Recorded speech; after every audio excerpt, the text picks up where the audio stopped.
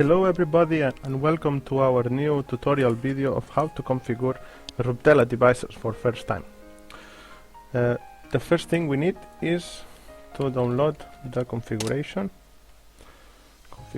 tool. So we will open Mozilla Firefox. We are going to go to documentation website.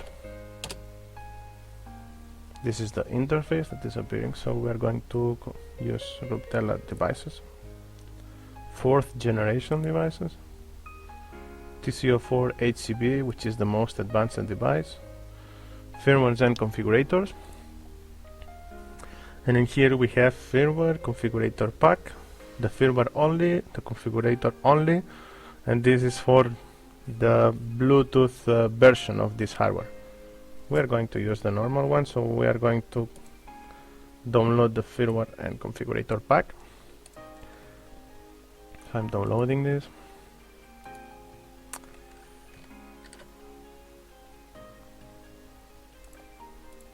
Yeah, we have all here. I'm going to extract it. We extract the configurator tool. We're going to delete those two. And this is the firmware of the device that it's required. This is the configuration tool. Since we are working on Windows 10, we have to run anyway because the publisher is unknown. And this is the configuration tool. This is the version of it, 4th generation.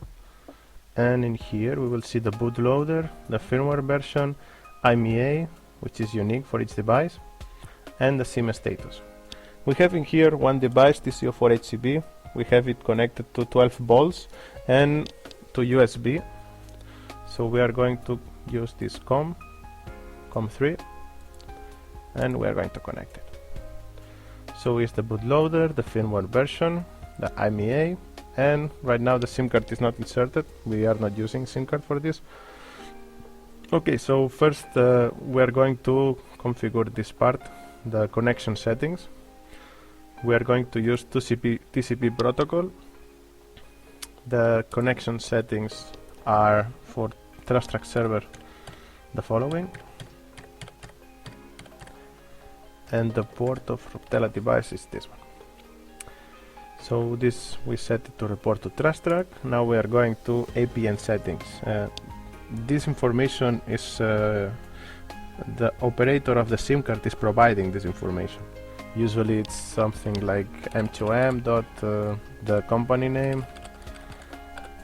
you know, whatever in here. So you need to ask this to the operator of SIM card. Okay, so we are going to leave it like this right now, and we will go to profiles. The first profile is the main one and the one that we are going to use in this case, and we have two separate things: data sending and data collection. How we are generating the data and how we are sending it.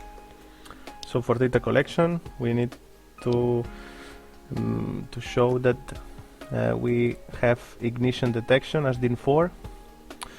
In this case, it's the yellow cable. And if the ignition will be on of the vehicle, we need to connect this yellow cable to the ignition of the vehicle. The ignition, when the vehicle has ignition, the voltage of this cable will be more than 4 volts. So the device will detect that there is ignition and will start to generate data like in these coefficients. If we switch off the vehicle in this cable that we are connecting, the digital input 4, it will be less than 4 volts, so the data will be generated as time without engine. So let's start from ignition.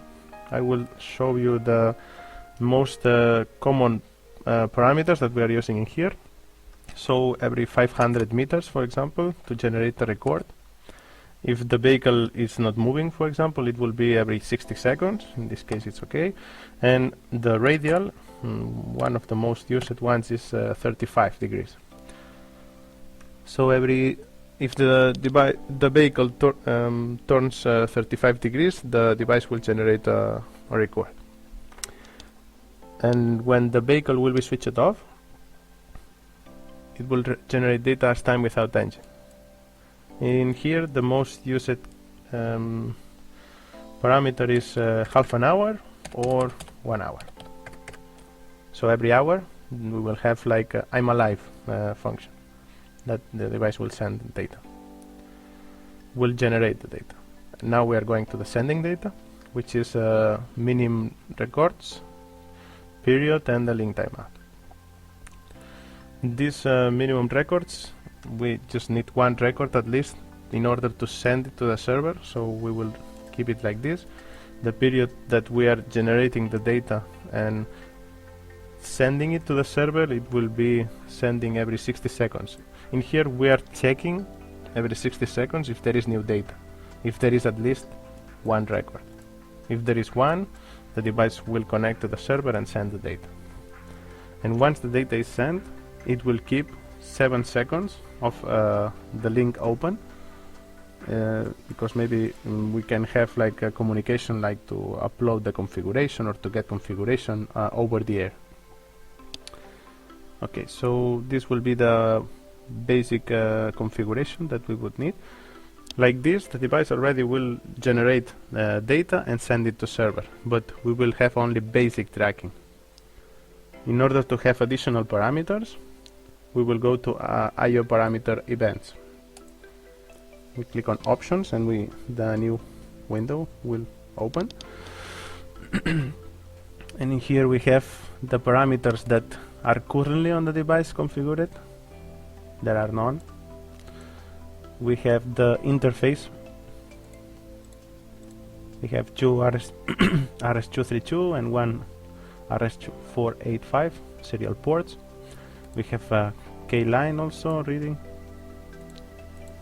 and 2 lines of CAN. FMS, LCB, vehicles, OBD also, HCB, Mobileye and trailers. Okay, we're going to use only one, and these parameters by now we will disable them. We are going to use CAN FMS 250, which is the most common reading of data that we have, for example, for trucks. And we're going to enable this recalculation of high resolution fuel consumption. If the vehicle has this parameter, fuel consumption in high resolution, we're going to get it from the vehicle. But if the vehicle does not have this parameter, we are setting in here to recalculate it from fuel rate. So in here we are going now to enable the most important parameters. To enable a parameter, we are clicking on enable. We are selecting later in here and selecting the parameter. For example, right now it will be ignition digital input 4. So we go to ignition DIN 4. Because we want to generate a record when there will be ignition of the vehicle, we will set this event on change. And we want the data to be sent not according to data sending, but automatically when the record will be generated. So we will enable the priority to be high. And we will enable right now some more parameters, like battery voltage. This one we will enable it in monitoring, because we don't want to generate records when there will be any change in this parameter. We just want that when the record will be generated, the parameter also will be in this record and will show the value of this parameter. So I will enable some more parameters right now. The next one is power supply voltage. Also on monitoring. We will enable PCB temperature. We will enable GSM signal level to know which is the level of GSM operator also.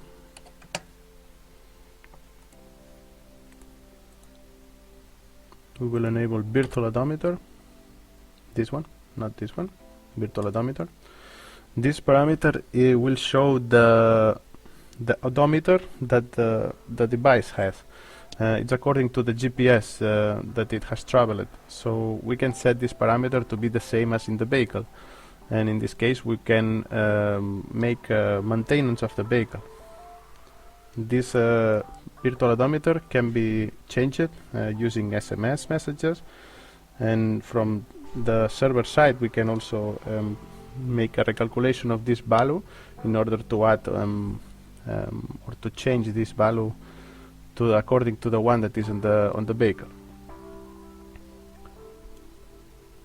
So let's enable last parameter also, that will be a panic button. Disable it, enable, and for panic button we will use digital input 1. This one, DIN1. This one we wanted to set it as change, because when the driver will press the button, the voltage will be detected on the digital input 1, and it will generate a record because of that. And we want, of course, priority high in order to generate the record and to send it directly to the server side. Later, from server side, we can generate an event that when this parameter will come as 1, that there is voltage, like to make an alert on the screen of the operator. Okay, so these are the basic parameters. Now, since we have CAN bus data in CAN bus interface configured, we are going to enable the CAN bus parameters, the most common parameters. So we will skip one disabled in order to have everything organized. So we click on disabled. We have number 10 here, which is the number of, this will be 9, this is 10. So first parameter that we're going to use is high resolution total vehicle distance. So we click, of course, on enable it. This is the CAN parameters, and we're going to use this one, CAN high resolution total vehicle distance. This parameter is showing the mileage of the vehicle from CAN bus data. All of these parameters will be set on monitoring. Next parameter, we click next disabled. Now it's 11, as you see. We will enable engine coolant temperatures. So CAN engine coolant temperature. Next one will be RPMs, engine speed. Okay. Now we are going to enable the fuel parameters, very important ones. Fuel level 1 is showing the percentage of the fuel in the vehicle. This is actually the data that the driver can see on the dashboard. So we're going to see this one. Next one is fuel used. Is the fuel consumption, total fuel consumption of the vehicle. Engine total fuel used. We're going to set also fuel rate. This one is instantaneous fuel consumption. And also, since we have this part in here, high resolution fuel consumption, to be recalculated if there is not this parameter, high resolution engine total fuel used.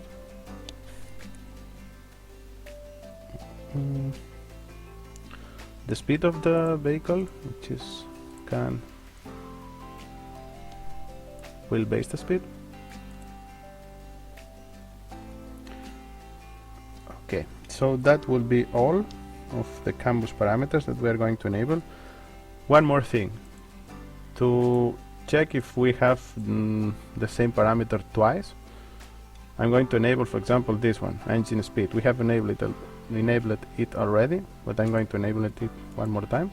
And if we go to another parameter, we see here that there is a multiply defined IO count, that there is one extra. We have it in here, and we have it in here. So we are going to click in one of those and disable it. And when we will go to another one, it disappears. Okay.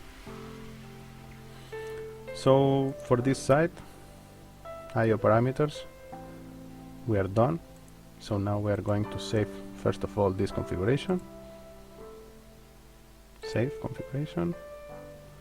We're going to put the code that is a configuration, initials, and standard config CAN bus. So this is how we save the configuration, and now how we send it.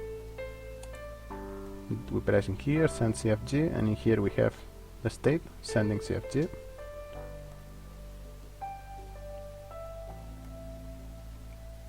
So it's sent. Right now it's sent. So I will disconnect from here and I will open a new configuration.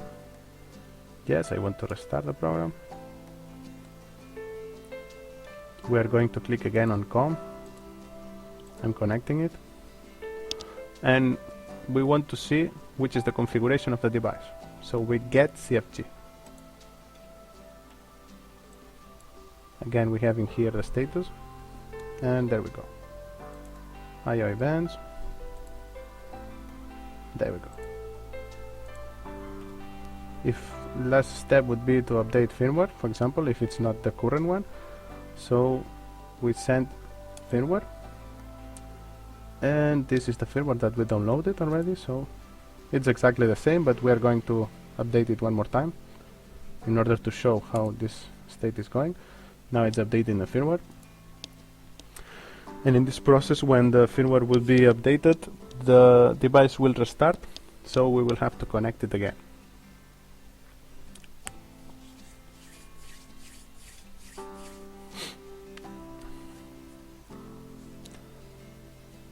This process is a bit slower because the packet of firmware is bigger.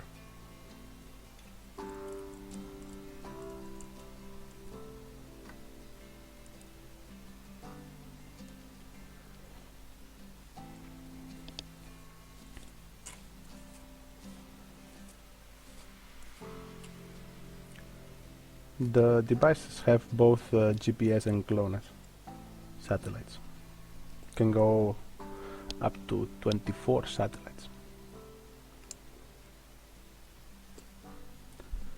Now the device restarted.